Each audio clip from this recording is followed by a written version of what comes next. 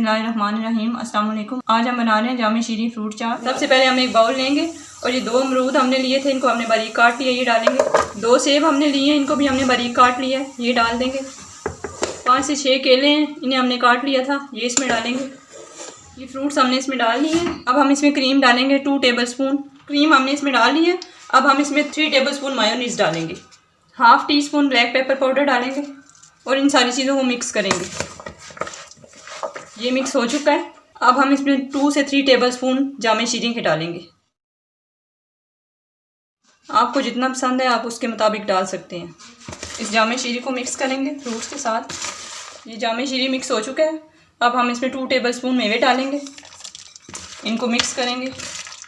ये मिक्स हो गया है, तैयार है हमारा जामे शीरी वाला फ्रूट चाट। अब हम इसे डिश आउट करके आपको दिखाते हैं। तैयार है हमारा बहुत ही मज़े का जामे शीरी का फ्रूट चाट। आप इस रेसिपी को रमज़ान में ट्राई करें, बहुत ही क्विक रेसिपी है। उम्मीद है आपको आज की हमारी रेसिपी पसंद आई होगी। अगर आपको आज की हमारी रेसिपी पसंद आई है, हमारी वीडियो को लाइक करें, कमेंट करें, हमारे चैनल को सब्सक्राइब करें। अगली वीडियो तक के लिए अल्लाह हाफिज़।